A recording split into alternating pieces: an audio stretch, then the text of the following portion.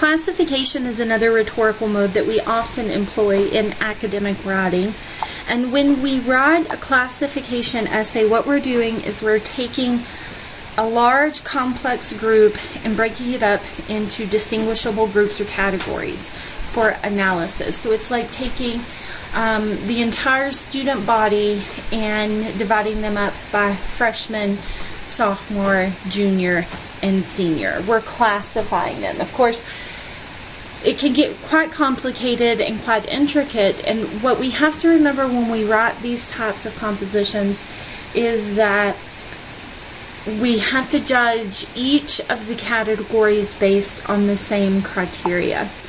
When we write a classification essay, what we want to do is we want to explain the order of things, we want to clarify the relationships, and really locate specific smaller groups within a larger group. And often the most useful classification essay will take really disparate elements, things that don't really seem to go together, and show how they're connected. And a good essay shows how these things are connected and categorizes things in a way that's unexpected and unusual. And the question that we're wanting to answer with a classification essay is what insights into the whole are made clear through the analysis of its part. Now, the grouping criteria, like I said before, has to be the same for each group, and it's the standard for categorizing items. It's the common denominator in the ordering scheme. So if we were going to classify the student body, we would classify them, we were going to divide them up by freshman, sophomore, junior, and senior, then we would, the grouping criteria would be the number of hours they've completed. So we have to have a common denominator in the ordering scheme. Once you've established this criteria for grouping, you need to sort the items into groups. And so we would put all of the freshmen into one group and all of the sophomores into one group, and so on and so forth. But there are three things that we have to consider. The first is consistency. We have to apply the same criteria in the same way to each item. So we can't group the freshmen according to how many hours they've completed and the sophomores according to what kind of car they drive. All right, we have to be consistent with our grouping criteria. We also have to make sure that the groups are exclusive. There can't be any overlapping groups. Our items can't be in group A and in group B. They're exclusive. So freshmen can't be in the freshman group and also the senior group. And if they can be, for some odd reason, then our grouping criteria is not good, and we need to go back and rethink how we're grouping our things together. And we also have to allow for completeness, and completeness involves fitting all of the elements from the larger group into the subgroups with nothing left over.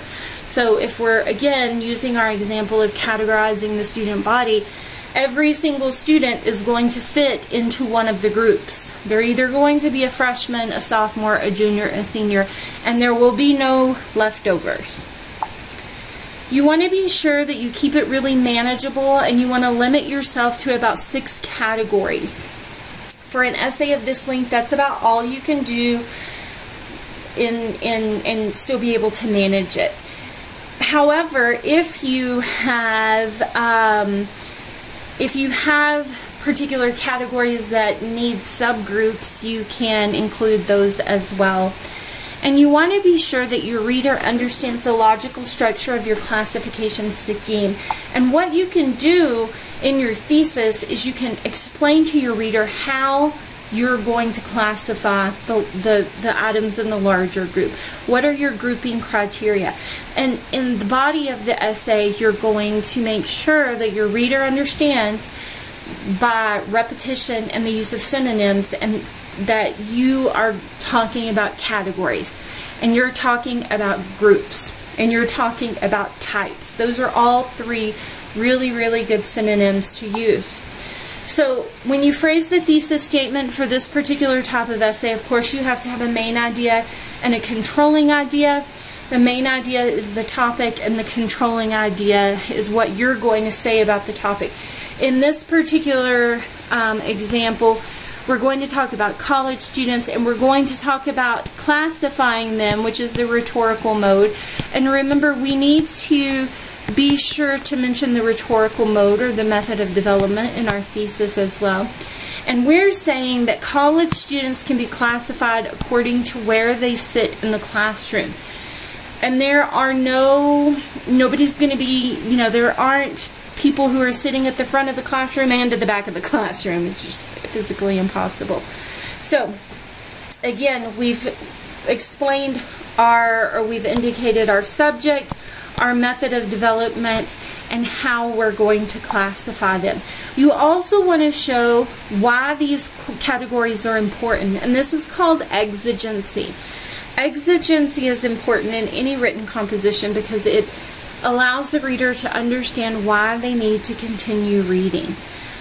You can tell quite a bit about a student according to where they choose to sit in the college classroom. Now, of course, we wouldn't use second person in our thesis statement, but here we have a student. There's our subject. We're talking about where they choose, according to where they choose to sit.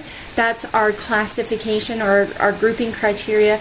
And it's important to understand that our thesis statement has exigency in that we want to know about the students. We can tell a lot about the students based on where they sit in the classroom. So again, you absolutely need to have the main idea, the controlling idea. You want to be sure you mention the rhetorical mode, and you want to be sure you establish exigency. Now, we have here the structure of the essay, and it's pretty simple, especially when compared to some of our others when we have choices. In the introduction, of course, we'll have our thesis statement. We'll have group 1, and we're going to mention criteria 1, criteria 2, criteria 3, if we have more than one grouping criteria. Let's say we're grouping sports fans, and we're going to group them based on how they dress, how loud they yell, and where they sit in the stadium. If those are my grouping criteria, then I have to mention those grouping criteria for each one of my groups here. So this is group 1, criteria 1, 2, and 3. This is group 2, criteria 1, 2, and 3. This is group 3, criteria 1, 2, and 3. And again, so on and so forth. You may have 4, 5, or 6 groups, and that's fine. You just want to be sure that if you have grouping criteria, you mention the grouping criteria in the same order, in the same way for each of the groups. Synonyms that you can use with this particular type of essay, like I said before, category, group, type. You want to mention criteria. These synonyms and the repetition of these synonyms will help remind your reader that you are talking about classification. So this is an example of a student paper, and this is a classification essay, and it's one of the best examples I've ever seen. One thing I want to point out before I talk about the structure and organization of the essay, I want to talk about the title here. Life is cray-cray, Jesus is the way-way. Now that's kind of funny, and it's slang, absolutely.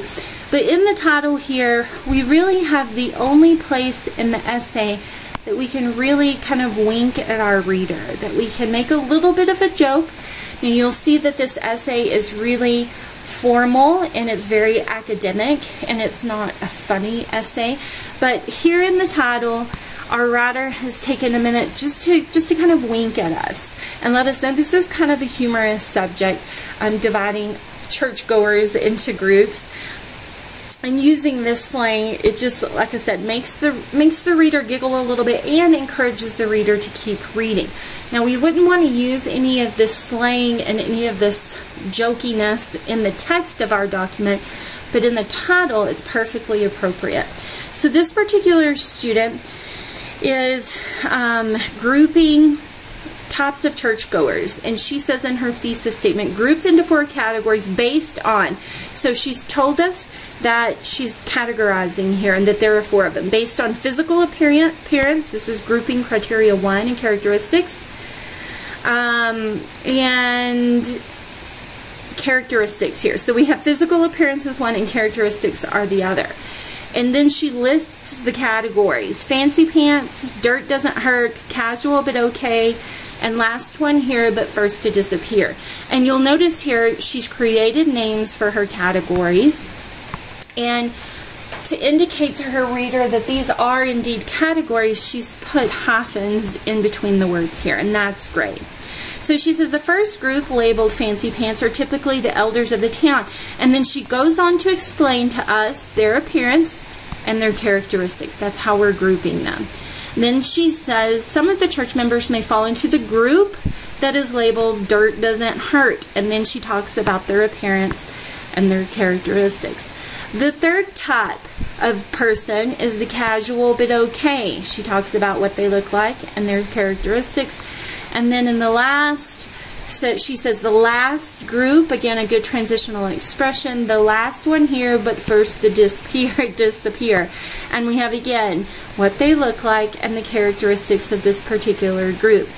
And she does a really, really good job in this essay, of course, like I said, of keeping it formal and academic while still kind of interesting us with her title here. And she kind of has some funny names for her categories here, but she treats them very formally. She treats them very academically. And again, she just has structured this beautifully. All of her topic sentences directly point to the thesis statement, and her body paragraphs do exactly what her thesis statement said they were going to do. Talks about grouping these people according to appearance and characteristics. So some things to consider as you work on your classification essay. And of course, if you have any questions as you work, I am always so happy to help. Happy writing.